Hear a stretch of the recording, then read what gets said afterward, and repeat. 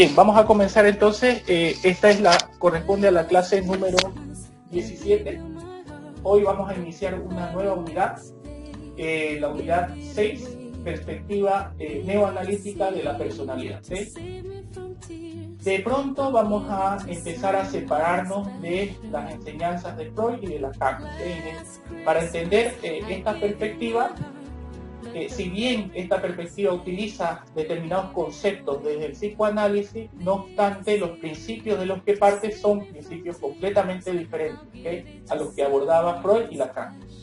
Entonces, vamos a decir el primer principio que distancia el psicoanálisis del neoanálisis es aquel espacio que Freud le había dado al inconsciente.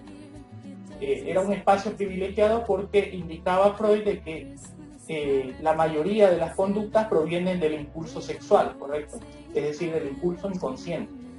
En este caso, el principio fundamental del neoanálisis, o también se lo denomina como psicología del yo, o psicología del self también, indicará que el pivote o el timón de la conciencia va a ser el yo. Entonces, quiere decir que aquí nos vamos a ir separando de ese espacio explicativo del inconsciente y del ego, y vamos a colocar en la centralidad de la personalidad al yo. Cuando hablamos de centralizar al yo en la personalidad, estamos diciendo el yo es la personalidad es el yo.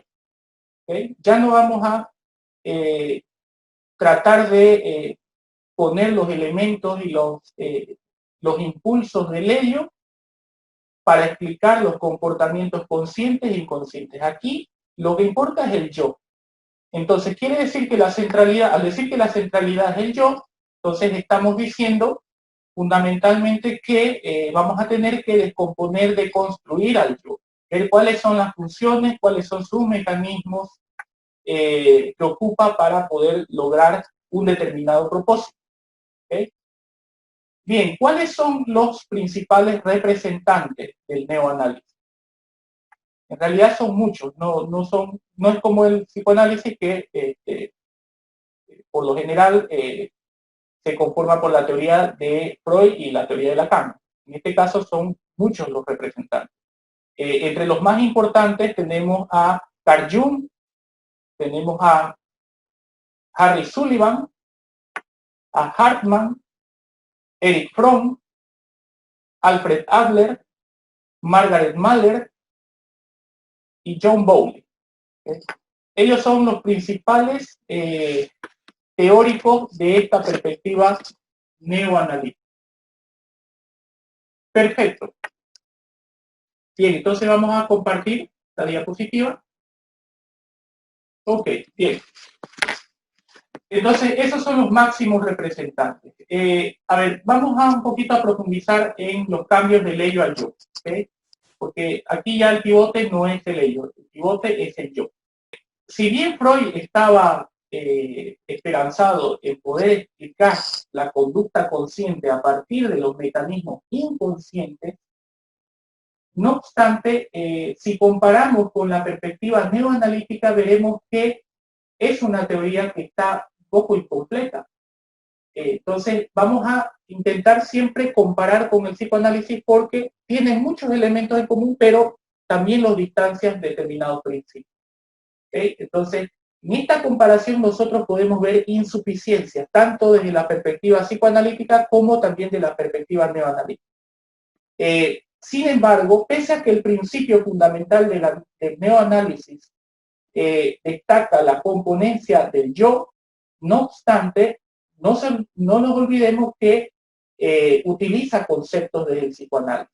¿Okay? Y esto se debe, lógicamente, a que uno de los principales representantes de esta perspectiva es Carl Jung, y Carl Jung en algún momento fue también discípulo de Freud.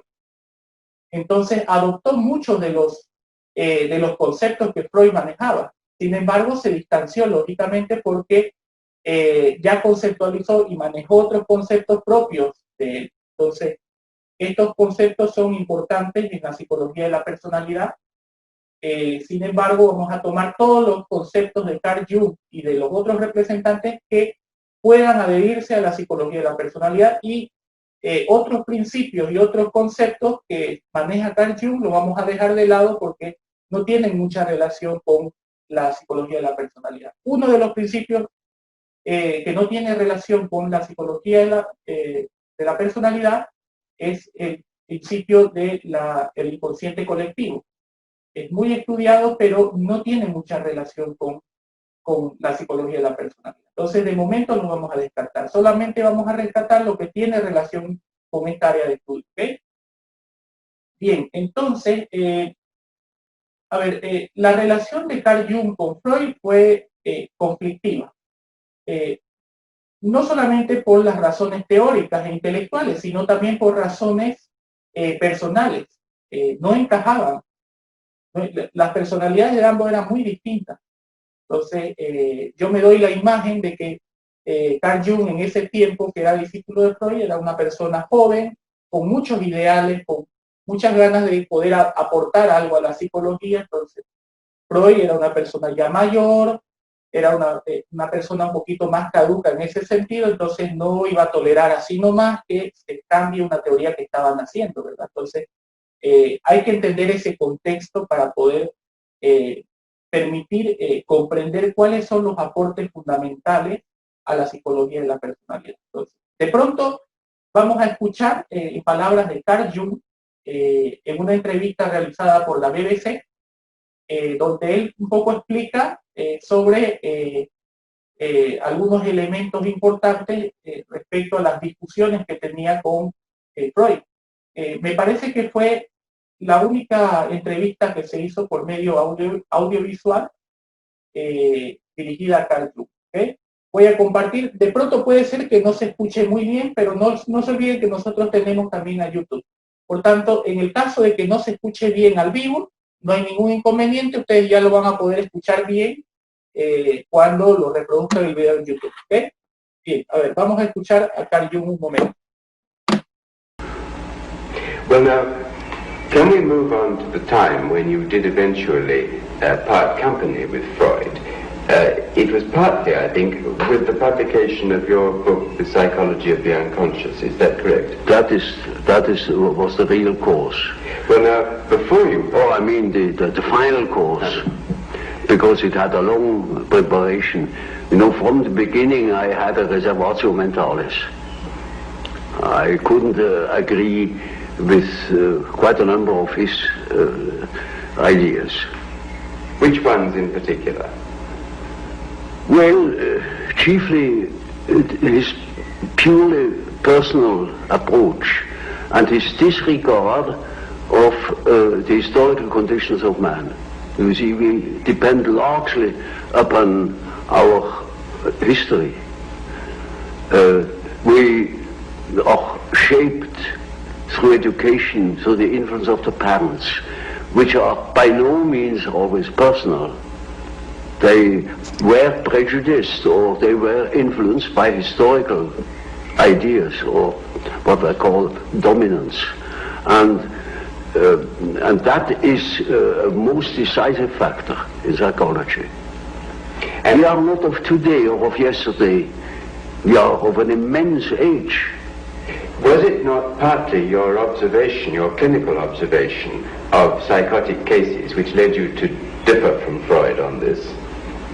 It was partially my experience with schizophrenic patients that led me to the idea of certain general historical conditions.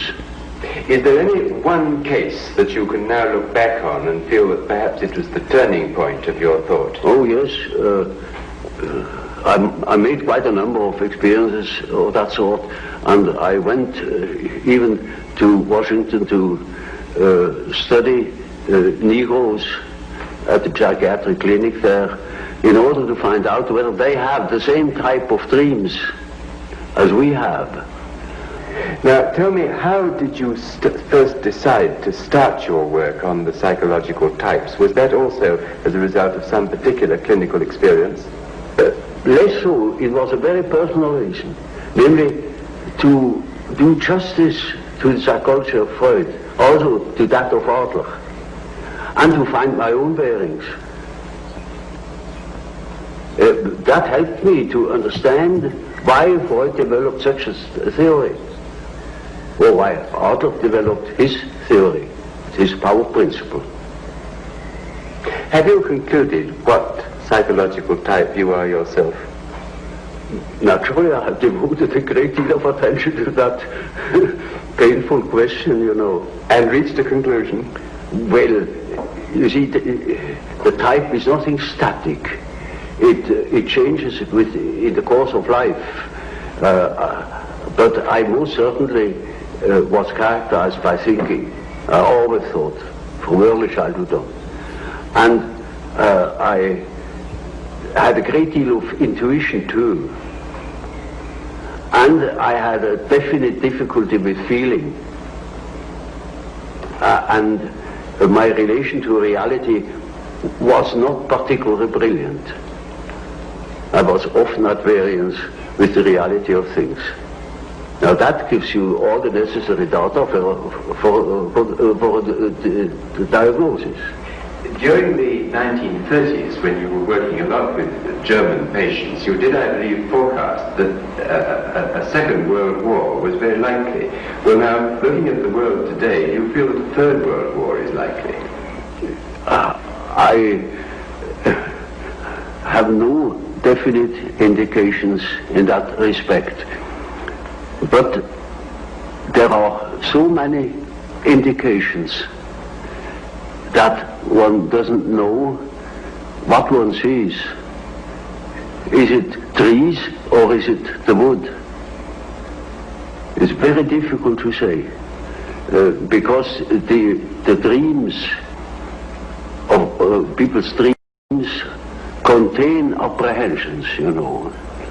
But it is very difficult to say whether they point to a war, because that idea is uppermost in people's mind. Formerly, you know, it has been much simpler. People didn't think of a war. And therefore, it was rather clear what the dreams meant. Nowadays, no more so. We are so full of apprehensions, fears, that one doesn't know exactly to what it points. One thing is sure, a great change of our psychological attitude is imminent. That is certain. Why? Because we need more. We need more psychology. We need more understanding of human nature, because the only real danger that exists is man himself. He is the great danger. And we are pitifully unaware of it. We know nothing of man, far too little. His psyche should be studied, because we are the origin of all coming evil. Perfecto. Bien, ok, ahí termina entonces la entrevista que se le realizó a Carl Jung. Es una entrevista muy, muy importante, tal vez sea la única entrevista que se realizó.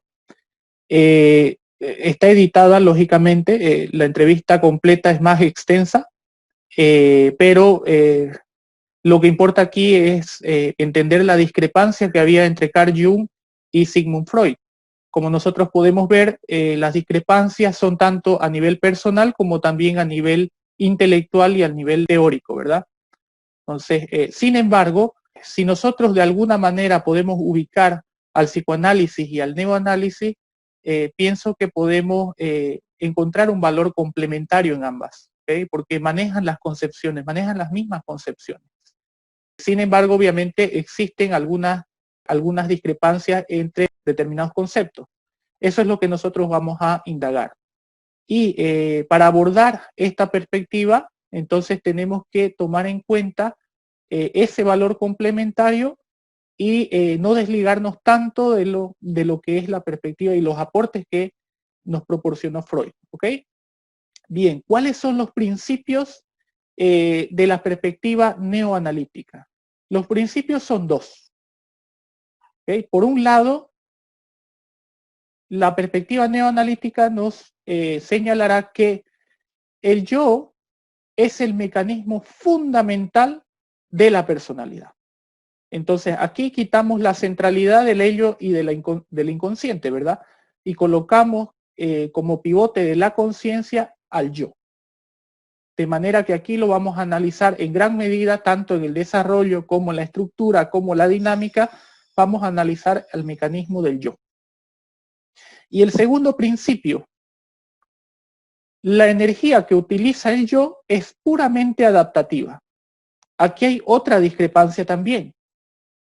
Aquí hay otra discrepancia importante porque, a ver, ¿cuál era la energía que movilizaba al ello en el inconsciente? ¿Alguien recuerda? Desde el punto de vista psicoanalítico, ¿cuál era la energía fundamental de la conducta? La energía pulsional. ¿Correcto? La energía pulsional con una finalidad sexual. Entonces, la energía que movilizaba en gran medida a la conducta consciente era sexual. ¿Ok? En cambio, en la perspectiva neoanalítica, fíjense que la energía no es sexual. La energía fundamental desde el punto de vista de Carl Jung es una energía adaptativa. Si hablamos de una energía adaptativa, estamos hablando de que su finalidad ulterior de esta energía es la adaptación. Aquí lleva la segunda discrepancia con Freud. Al decir que la energía que moviliza la conducta es adaptativa, entonces ya estamos separándonos del concepto de conflicto. Y aquí estamos colocando el concepto de equilibrio. Entonces es lógico que las discrepancias, estas discrepancias en cuanto a los principios fundamentales, distanciaron a Freud de Carl Jung, por supuesto, ¿verdad? Porque no estamos hablando de discrepancias solamente a nivel de conceptos consecuentes, sino principios de una psicología. Y eso lo hace diferente, por supuesto. Entonces, los principios de los que parte entonces es que la energía es adaptativa y por otro lado, el yo tiene el papel fundamental en la conducta. ¿Okay? Bien. Vamos entonces con la estructura. Si consideramos que el yo es la personalidad, entonces lógicamente tenemos que explicar cómo se estructura el yo, ¿verdad? Desde este punto de vista. Si hablamos de la estructura del yo, la perspectiva neoanalítica nos dirá que tenemos que referirnos a las funciones del yo. El yo tiene tres funciones. La primera función es el mecanismo de control. La segunda función es la autonomía. Y la tercera función es la flexibilidad. Entonces, si queremos comprender cómo se estructura la personalidad, tenemos que remitirnos a explicar cuáles son las funciones que adopta el yo, cuya finalidad es lograr un equilibrio adaptativo, ¿verdad? Porque el principio ulterior de toda esta dinámica del yo va a ser lograr la adaptación. Vamos con la primera función, que es el mecanismo de control. Cuando hablamos de mecanismos de control, estamos hablando de que el yo ocupa dos métodos de control. El primer método es la esfera del conflicto. Ese es el primer método que ocupa el yo para controlar una circunstancia. La esfera del conflicto. Y el segundo método es la esfera libre del conflicto. Esos son los dos mecanismos de control que ocupa el yo. Vamos primero con el primer método, ¿okay? La esfera del conflicto. La esfera del conflicto significa controlar las presiones internas. Es decir, que el yo va a ocupar este método de control justamente con la finalidad de controlar las presiones internas. ¿Y quiénes presionan internamente al yo? El ello y el superyo, por supuesto. El ello y el superyo son los dos componentes que presionan al yo. Y la esfera libre del conflicto, el yo ocupa este método para controlar las presiones externas, es decir, las presiones de afuera, ¿verdad? Esas que Freud a las que se refirió como presiones ansiógenas, situaciones angustiantes, es decir, desde afuera. Entonces, también existe una discrepancia en todo esto, por supuesto, porque fíjense que el nivel de análisis de Freud quedó en la esfera del conflicto, porque nos habló simplemente de las presiones internas y nos explicó muy bien y a cabalidad solamente las presiones internas. Y no nos habló tanto sobre las presiones externas.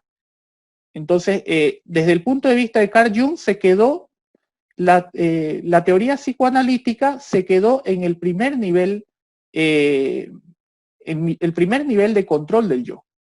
¿Okay? Entonces, bien. ¿Alguna pregunta hasta aquí? Licenciado. Sí, adelante.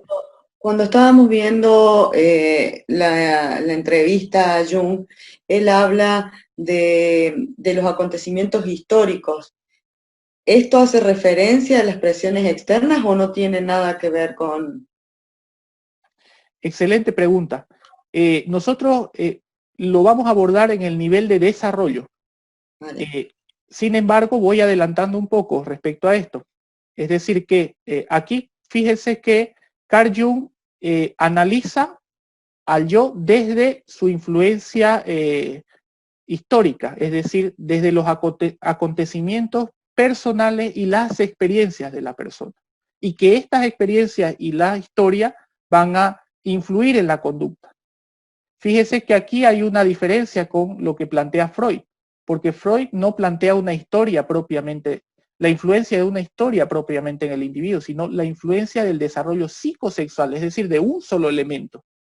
Y que ese elemento es lo que va a desarrollar, va a influenciar en el desarrollo de la personalidad. No habló de una historia general, Freud. Habló simplemente de que una influencia sobre la emergencia de la sexualidad es lo que va a permitir construir o estructurar la personalidad de un sujeto a partir de las fijaciones y las motivaciones inconscientes. Entonces, Carl Jung no habla sobre esa relación psicosexual, sino habla de la historia personal, de que todas las experiencias van a influenciar a la conducta y desde un punto de vista específico sería a la personalidad. ¿Okay? Bien, ¿alguna otra pregunta? Ok, bien.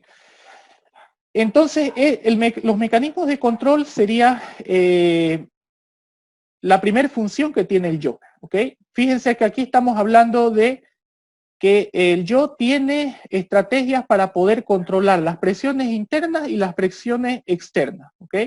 Si nosotros tenemos que enganchar un poco más con la perspectiva psicoanalítica de la personalidad, diríamos que las presiones internas y externas se las va a controlar, el yo las va a controlar a partir de los mecanismos de defensa, ¿verdad?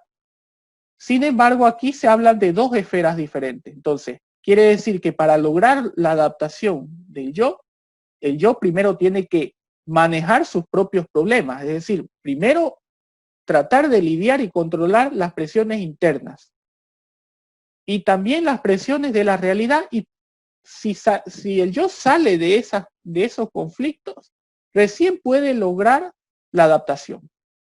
Vamos con la segunda función. La segunda función del yo es la autonomía. Esta autonomía que plantea Carl Jung es una autonomía que está en relación al ámbito afectivo del yo.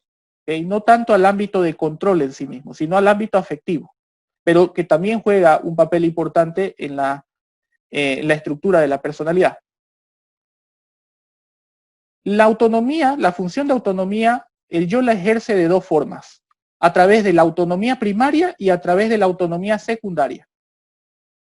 La autonomía primaria se refiere a la satisfacción que el yo siente al pensar, planificar, al comprender, al imaginar la realidad.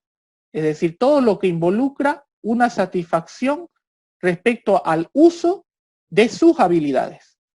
En la medida en que yo estoy aprendiendo algo, entonces, y la satisfacción que yo siento al aprender algo, me habla sobre el ejercicio de mi autonomía primaria.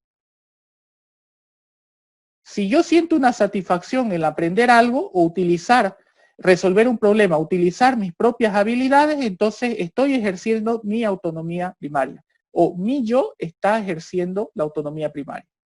La autonomía secundaria se refiere a la utilización de esas competencias ya ganadas, incluso después de lograr la adaptación.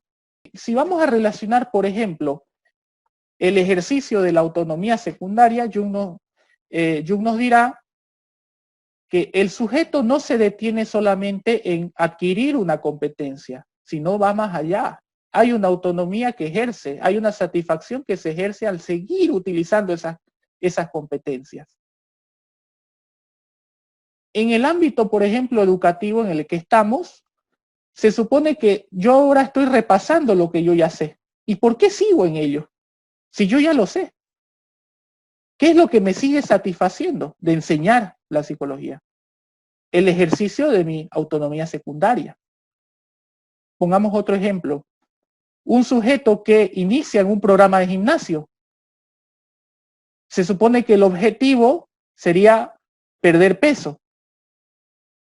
Pero ¿y qué pasa con el sujeto que sigue, después de haber cumplido con el propósito, sigue en el gimnasio? Entonces, en el momento que se marca un propósito, este individuo en el gimnasio está ejerciendo su autonomía primaria, porque está ganando la habilidad. Está utilizando sus habilidades motrices para poder cumplir con el propósito que se ha puesto, que es perder peso o ganar masa corporal, ¿verdad? Pero ¿y qué pasa cuando ya se logró la adaptación y el sujeto le sigue satisfaciendo cumplir ese propósito que ya cumplió? Es el ejercicio de la autonomía secundaria, nos dirá Carl Jung. Entonces, fíjense que esto sobrepasa la adaptación. La adaptación quedaría en el nivel de autonomía primaria, porque se supone que ya el sujeto se plantea de un determinado objetivo que está en relación con tener un bienestar personal. Pero y en la medida que sigue ocupando las mismas competencias, siendo de que ya se adaptó, quiere decir que está ejerciendo su autonomía secundaria. ¿Hasta aquí se entiende? ¿Sí? Perfecto. Entonces, en 5 minutos volvemos, ¿ok?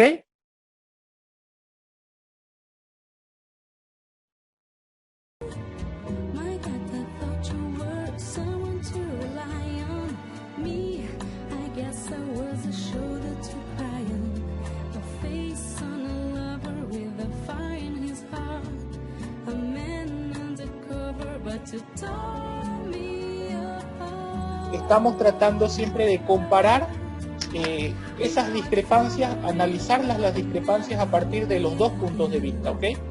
Bien, entonces quiere decir que a partir de la autonomía como plena satisfacción del yo, esto indica de que no está tan subordinado al ello, a las exigencias del ello y del superyo. Perfecto, vamos a la tercera función del yo, la flexibilidad.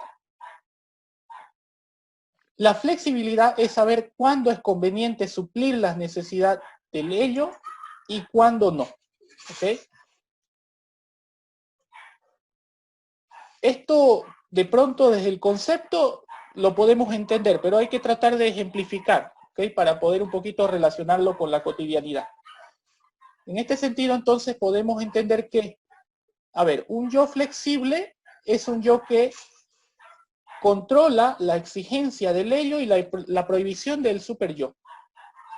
¿Cómo lo podemos entender en la cotidianidad de esto? ¿Cómo lo podríamos comprender?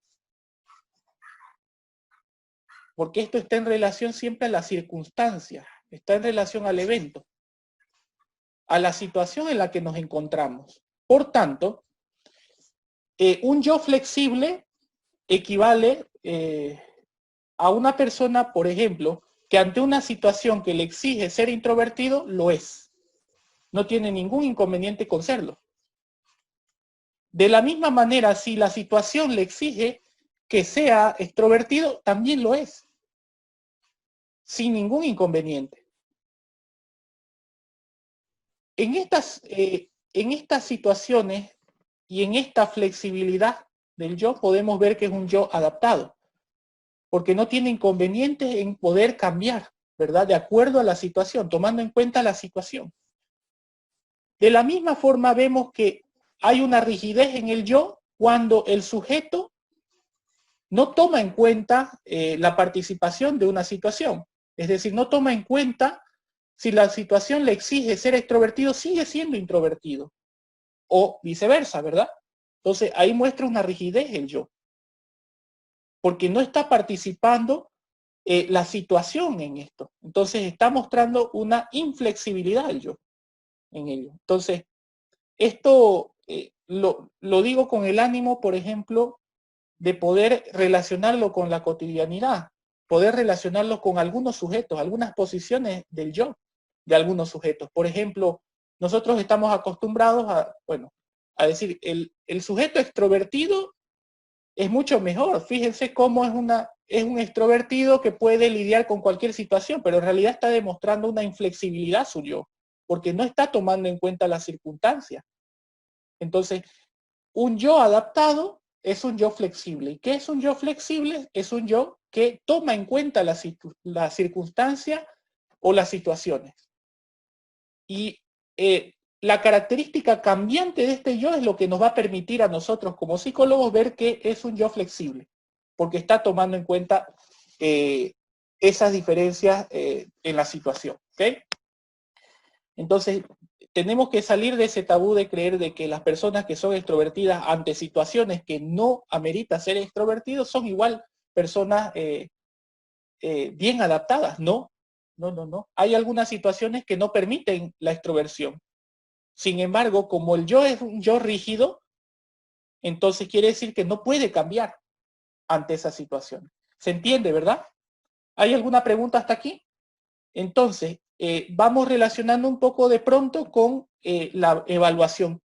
Una persona que tiene una orientación neoanalítica tendrá que, para evaluar la personalidad, tendrá que evaluar los componentes, es decir, la flexibilidad del yo, la autonomía primaria y secundaria del yo y los mecanismos que está ocupando el yo. Si es una persona que no puede lidiar con las presiones internas, por supuesto que entonces ya podemos evaluar una posible patología en el yo. De la misma forma que una persona que no puede portarse de una forma diferente. Está mostrando un yo inflexible, poco cambiante. ¿Ok? Entonces, esto siempre está en relación a la energía adaptativa, ¿verdad? Entonces, aquí no prima el conflicto, prima la adaptación. Nosotros podemos entonces tener un margen desde el punto de vista de Carl Jung entre lo que es normal y anormal, en la medida en que las funciones del yo estén desajustadas. ¿Okay? Bien, ¿ninguna pregunta? Antes de pasar a la dinámica. Perfecto, ok. Vamos entonces a compartir un poco, un poco mucho, en realidad, la diapositiva. Bien, vamos con la dinámica, el segundo punto. A ver, nosotros aquí tenemos ya que tomar en cuenta la energía adaptativa. Si nosotros vamos a entender la dinámica del funcionamiento de estos, de la estructura del yo, tenemos que remitirnos a estudiar el concepto de adaptación del cual parte. ¿Okay? Para ello vamos a tomar en cuenta la teoría de Adler. La teoría de Adler respecto a la adaptación. Creo que un poco se pudo apreciar que Carl Jung en la entrevista tomó en cuenta el concepto de dominancia desde Adler, ¿verdad? Entonces, esto lo vamos a desarrollar aquí justamente en la dinámica. Y es importante porque lógicamente engancha muy bien con el tema de las funciones del yo. Bien, a ver, de pronto vamos a hacer una diferencia entre lo que entendemos de la adaptación desde el punto de vista de la biología en comparación a lo que entendemos del concepto de adaptación desde el punto de vista de Adler. ¿Okay? A ver, ¿qué significa adaptación desde el punto de vista de la biología? Significa funcionar dentro de un ambiente. La adaptación quiere decir funcionar dentro de un ambiente. Es decir, tener un rol de satisfacción de nuestras necesidades. Entonces, cuando hablamos desde el punto de vista, la adaptación desde el punto de vista de la biología, estamos haciendo referencia a la suplencia de las necesidades primarias. Y en la medida en que se suplen las necesidades primarias, entonces ese organismo está logrando su adaptación.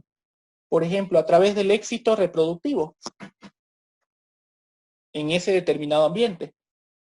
A través de ese sentido de bienestar en relación al medio. Un sujeto adaptado desde el punto de vista, o un organismo adaptado desde el punto de vista biológico, es un organismo que tiene una sensación de bienestar en ese medio.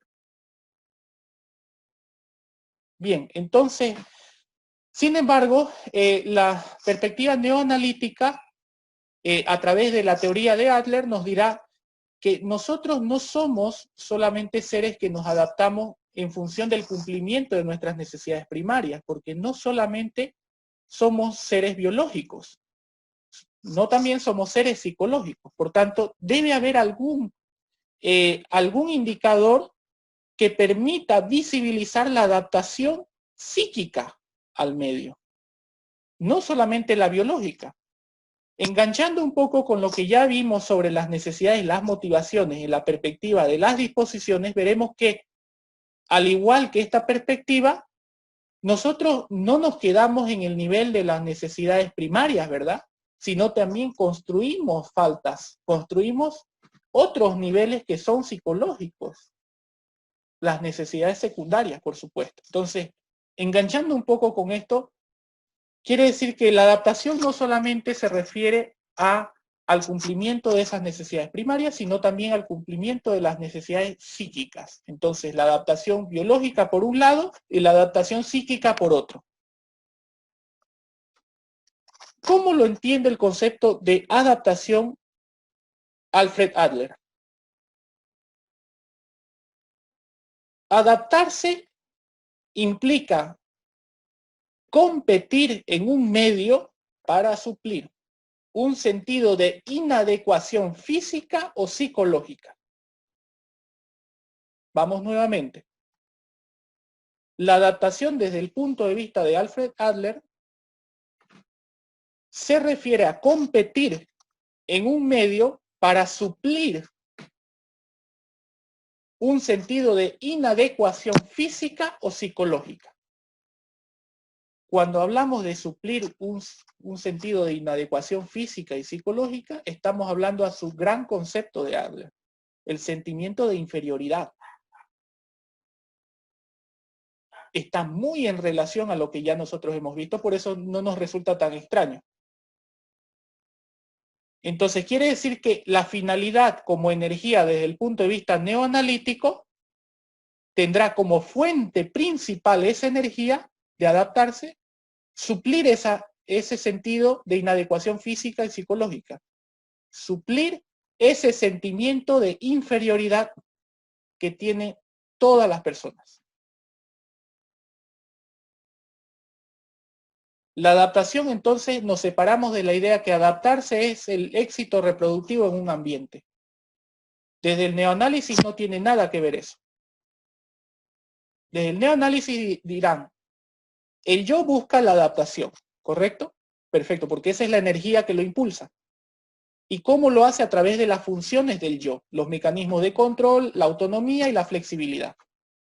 ¿Y cuál es la fuente de esa adaptación? El sentimiento de inferioridad.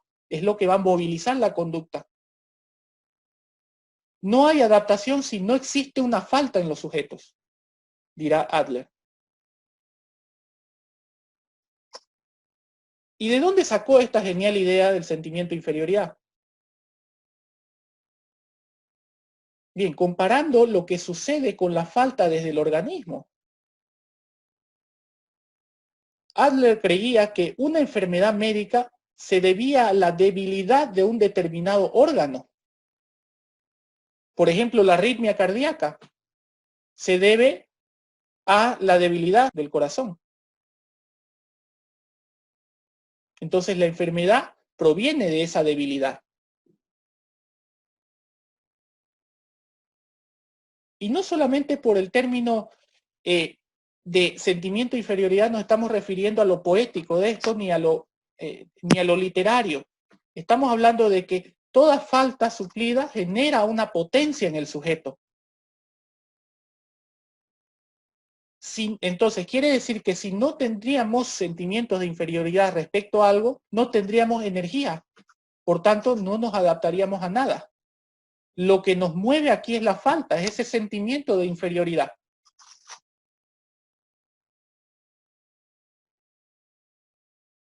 ¿Por qué? Porque lógicamente ante una falta, es decir, ante ese sentimiento de inferioridad, hay un esfuerzo compensatorio en el individuo, buscando suplir esa falta.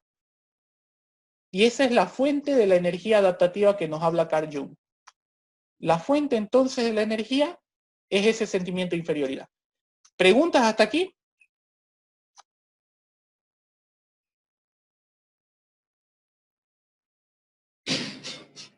Lisa, Sí, adelante. no sé si estoy bien, pero si no habría si dice que si no habría un sentimiento de inferioridad, ¿no habría adaptación? Claro, exactamente. No habría adaptación y por tanto el yo no tendría más que sus funciones, pero no tendría ninguna energía. Entonces tratemos de enganchar, por ejemplo, que la fuente de la energía es ese sentimiento de inferioridad. Eso nos permite movilizar a nuestro yo. Por eso es que estamos hablando tanto de habilidades, ¿verdad? Desde el punto de vista funcional del yo. Desde la función de satisfacer, de que las competencias ganadas nos satisfacen, de que existen mecanismos de control por parte del yo para poder lidiar con esas presiones internas del ello y del superyo y también con las presiones externas. Todo esto tiene una relación con la energía adaptativa. El yo está intentando lidiar con todas estas presiones para lograr su equilibrio. De la misma forma que si nosotros tuviésemos solamente la energía, pero no las funciones para lograr el equilibrio, no lo lograríamos, viviríamos con esa insuficiencia, ¿verdad? Porque no podríamos desplegar esfuerzos compensatorios para poder suplir, porque no hay funciones en el yo. De la misma manera, si el yo tuviese funciones, pero no la energía adaptativa, entonces no habría ningún propósito. El yo estaría estancado, ensimismado. Carl Jung estaba convencido que la teoría psicoanalítica planteaba un ser humano sin una energía adaptativa, donde el yo lo único que hace es lidiar con esas fuerzas internas y nada más, y viviría en el conflicto. Entonces, eso es una postura incompleta en el ser humano, pues nosotros buscamos la adaptación, nos dirá el neoanálisis. Hay un sentido de satisfacción en lo que hacemos, que va más allá incluso de la adaptación. Entonces, todo esto incita a pensar, por supuesto, de que el yo intenta el equilibrio a través de esa finalidad de su energía, que es la adaptación. Y la fuente de la adaptación es un sentimiento de inferioridad. Le da propósito al ser humano. ¿Okay? ¿Alguna pregunta más? Disculpe, licenciado, cuando habla del sentimiento de inferioridad, entonces, este sentimiento de inferioridad surge a partir de, digamos, de la identificación con otro, porque sobre quién recae, digamos, ¿cómo hacemos para sentirnos inferior a otro? O sea, con un sentimiento de inferioridad tiene que ser con relación a otro. Ok, sí, buena pregunta. en realidad no tiene que ver con la comparación ni la identificación como nos lo plantea muy bien la perspectiva de las disposiciones. El sentimiento de inferioridad que nos dirá Adler, todos lo tenemos, todos lo manifestamos, bueno, de una forma subjetiva cada uno lo construye, porque la perspectiva neoanalítica no está enfocada en ver cómo nosotros conformamos una necesidad, sino en establecer cuál es la fuente de energía que nos moviliza. Entonces, sin embargo, la teoría que planteó Adler es una teoría que tiene relación con la dominancia, como bien lo dijo Carl Jung en la entrevista. Entonces, una persona que está buscando el poder todo el tiempo probablemente se siente inferior desde el punto de vista de que lo ha perdido, o que no lo tiene, o que nunca lo tuvo. Y eso es lo que va a movilizar al sujeto. Entonces, tenemos un pequeño indicio ahí, ¿verdad?, sobre esa falta. Sin embargo, no recae el peso explicativo no recae en cómo se construye la falta. Probablemente podríamos enganchar esto con la perspectiva de las disposiciones, ¿verdad? Porque la perspectiva de las disposiciones parte del hecho de que nosotros construimos a partir de una falta, y los dos elementos son la percepción de la falta, que se produce a partir de la identificación, la comparación con otros, ¿verdad? Lo que ya vimos nosotros y lo que conocemos muy bien. En este caso, el peso no recae tanto en ir más allá en la explicación de cómo se forma la necesidad, sino que lo que va a movilizar, es decir, que la adaptación la vamos a entender como el principal motor de la adaptación va a ser el sentimiento de inferioridad, ¿ok? Pero, lógicamente, si nosotros damos una relectura a la teoría de Alfred Adler, nos daremos cuenta que esto lo hizo con el afán de relacionar a la dominancia de las personas, ¿verdad? La persona que está con el afán de tener todo el poder, posiblemente se siente inferior. Es decir, una persona que nunca tuvo el poder, pero que lo anhela. Es porque lógicamente lo que deseamos es lo que sabemos que no tenemos, y por eso lo deseamos. Solamente la persona que no se siente insuficiente en ningún aspecto no desea nada, ¿verdad? Bien, entonces en este sentido la adaptación se la entiende desde el punto de vista de Adler, se la entiende como el sentimiento de inferioridad, y ese será la fuente de la energía de la adaptación. Es decir, el propósito ulterior del yo, entonces, es lidiar con esa adaptación, porque la fuente de energía es ese sentimiento de inferioridad. ¿Ok? ¿Alguna pregunta? Sí, adelante. Pregunta, entonces, al momento ya de uno no tener sentimientos de inferioridad, ¿es porque ya estás adaptado? Entonces, ¿así? ¿O no? Claro, sí, está muy bien el enganche. Por ejemplo, suponiendo de que yo soy muy flaco, me siento raquítico. Inmediatamente entro a un gimnasio y me satisface, ¿verdad? Estoy ejerciendo mi autonomía primaria en el gimnasio porque estoy ganando la habilidad para lograr adaptarme. Y ese lograr adaptarme, ustedes ya saben que es un sentimiento de inferioridad, ¿verdad? Porque estamos haciendo relación el sentimiento de inferioridad con la adaptación. Nadie se puede adaptar si no tiene una falta primero. Por tanto, mi falta es ser muy flaco. Por tanto, voy a ir al gimnasio y voy a alzar pesas, a ingerir anabólicos, tomar energizantes, con el afán de poder adaptarme, con el afán de suplir mi carencia, mi falta. Entonces, una vez que yo ya me adapté, es decir, que yo ya me proyecto como una persona que ha ganado masa muscular, me satisface, ¿verdad? Y voy a seguir en ello. Entonces, ahí entra la función de la autonomía secundaria, que sobrepasa el nivel, sobrepasa el sentimiento de inferioridad. Yo ya me adapté porque yo ya me proyecto como una persona que ya cumplió con su propósito. Ahora soy una persona más musculosa, etcétera, etcétera. Pero como no queda ahí el propósito de las personas, sino que hay una autonomía secundaria, es decir, que nos da nos sigue satisfaciendo el hecho de seguir en lo mismo, entonces quiere decir de que lo que decía Carl Jung, nos da propósito de vida eso. Si no tuviéramos la autonomía secundaria, la adaptación se cortaría una vez ganado la habilidad, ¿verdad? Y ahí estaríamos estancados, sin vocación, sin propósito de vida, sin nada. El hecho de que nos siga satisfaciendo algo quiere decir que nos da propósito. Entramos a un, vamos a decir, a un circuito donde nos permite funcionar en el mundo. Y todo esto movilizado gracias al sentimiento de inferioridad. ¿Se entiende? Listen, una pregunta. Adelante. ¿Este sentimiento de inferioridad tiene alguna etapa donde surge? Por ejemplo, ¿surgiría en la infancia? Porque leí un libro que se llama El Príncipe Destronado. Entonces trata de el hermanito mayor que de pronto viene la llegada de un nuevo bebé y lo destrona. Entonces tiene ese sentimiento de inferioridad por lo que el bebé es más bonito, es más tierno y se lleva la atención de los padres. Entonces, ¿este sentimiento podría surgir en la infancia?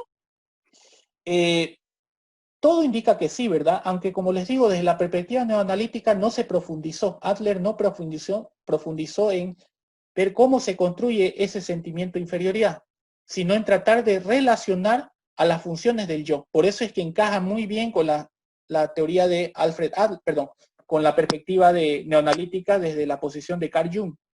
Ahora, les voy a dar un poquito de indicio porque esto lo vamos a ver en la siguiente clase, para que vayamos un poquito relacionando con el tema de desarrollo. ¿Okay? Aquí, en desarrollo, no nos interesa saber cómo se construyó ese sentimiento de inferioridad. Sabemos que lo tenemos y eso es lo que nos va a movilizar porque la energía es puramente adaptativa. ¿Cómo se va a movilizar? A través de las funciones del yo. Y eso es lo que va a permitir la construcción de la personalidad. Sin embargo, si nosotros partimos de que la centralidad de la personalidad es el yo, entonces en el desarrollo tendremos que ver cómo se construye el yo. Cómo madura el yo. Entonces, vamos a relacionar con lo que usted me acaba de decir. Y ese es el pequeño indicio que vamos a dar sobre el nivel de desarrollo del yo. Lo vamos a abordar desde dos, a diferencia de las anteriores perspectivas, esta de aquí involucra a dos teorías. La teoría de las relaciones objetales de Margaret Mahler, una teoría impresionantemente interesante, y la teoría del desarrollo del yo de Lobinger. Estas dos teorías plantean que nosotros diremos, por ejemplo, en la teoría de las relaciones objetales, diremos, o como nosotros comúnmente lo conocemos, teoría del apego. No sé si lo han escuchado en algún momento. Cualquiera diría entonces el desarrollo del yo está implicado con el apego hacia las personas. Incorrecto. La teoría del apego más bien, o las relaciones objetales, más bien lo que plantea es que el yo va madurando en la medida que se va distanciando de las figuras parentales. Porque si sigue fusionado con esas figuras, el yo no obtiene sus funciones de mecanismos de control, autonomía y flexibilidad. Porque no ha logrado separarse de ese mandato. Entonces la teoría del apego nos va a mostrar, nos va a enseñar que en realidad el yo, mientras más independencia obtiene, es más funcional.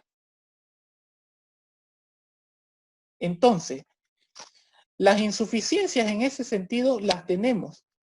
Y en la medida en que nosotros vamos, no nos vamos separando, es decir, nuestro yo no va madurando, quiere decir que las insuficiencias pueden ser incluso transferidas de las figuras. Pueden haber indicios de que haya una transferencia de ese sentimiento de inferioridad de otro yo hacia el sujeto. ¿Por qué? Porque está fusionado con él. Entonces se transfiere, obviamente, ¿verdad? Incluso hasta el mismo sentimiento de inferioridad.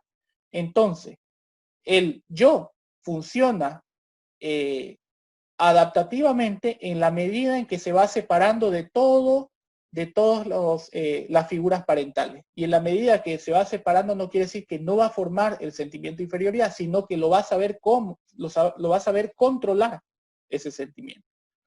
Entonces, de una forma indirecta lo vamos a tomar en cuenta el cómo se construye este sentimiento de inferioridad, pero no lo vamos a tomar en cuenta como si fuese la centralidad del asunto. La centralidad del asunto del desarrollo es explicar cómo se desarrolla el yo a partir de la separación con las figuras en el desarrollo, las figuras más importantes del desarrollo. ¿Okay? Bien, pero eso ya lo veremos en la siguiente clase. ¿Okay? ¿Alguna otra pregunta?